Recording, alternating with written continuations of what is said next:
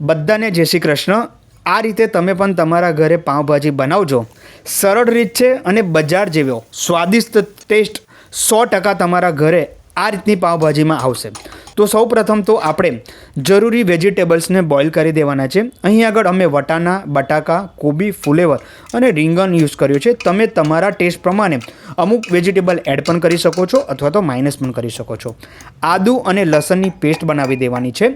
અમે યુઝ કરીશું અહીં આગળ સોલ ફ્લેવરનો તૈયાર પાઉંભાજીનો મસાલો અને હળદર, મરચું, ઘરનો ગરમ મસાલો અને ઘરે બનાવેલી લસણ અને મરચાંની પેસ્ટનો આપણે ઉપયોગ કરીશું આ પાઉંભાજી બનાવવામાં।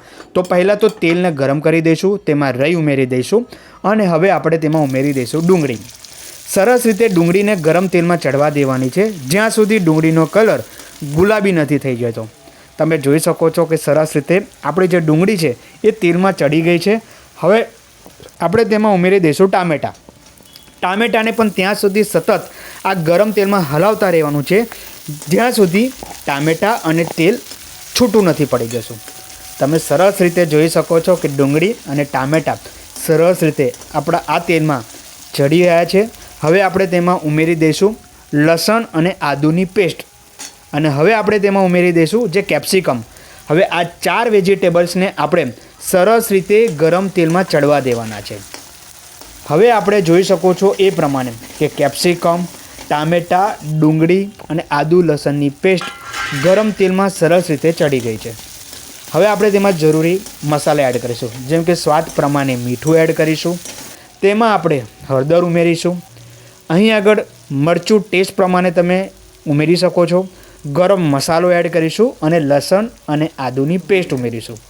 સરસ રીતે હવે આ મસાલા તેલમાં ચડી નથી જતા ત્યાં સુધી આપણે સતત તેને હલાવતા રહેવાનું છે અને હવે આપણે તેમાં ઉમેરીશું આપણા મિક્સ બોઇલ કરેલા વેજીટેબલ્સ। અહીં આગળ તમે જોઈ શકો છો કે ખૂબ જ સરળ રીત છે, સિમ્પલ રીત છે અને આ રીતે જો તમે તમારા ઘરે પાઉંભાજી બનાવશો તો અચૂક ઘરના નાનાથી લઈને વડીલ સુધી બધાને જ આ રીતનો ટેસ્ટ ભાવશે કારણ કે અમે વર્ષોથી આ રીતે જ પાઉંભાજી અમારા ઘરે બનાવીએ છીએ અને બધાને જ ભાવે છે। હવે આપણે જે બોઇલ કરેલા વેજીટેબલ્સ છે એ આપણે એડ કરી દેવાના છે અને સતત હવે તેને 10 મિનિટ સુધી ધીમી આંચ પર હલાવતા રહેવાનું છે। હજુ સુધી આપણે તૈયાર પાઉંભાજીનો મસાલો એડ કર્યો નથી, એ આપણે એડ કરીશું સૌથી છેલ્લા। તો અહીં આગળ તમે જોઈ શકો છો કે આપણી પાઉંભાજી સરસ રીતે ધીમી આંચ પર ચડી ગઈ છે અને તમે તેનો કલર છે એ પણ તમે જોઈ શકો છો સરસ લાલ થઈ ગયો છે।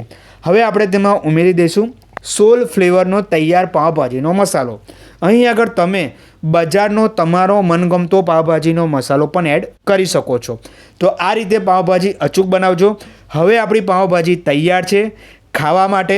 તો જરૂર આ વિડીયોને સેવ કરી દેજો અને ચેનલ પર નવા આવ્યા હોય તો અમારી ચેનલને જરૂર સબસ્ક્રાઈબ કરજો।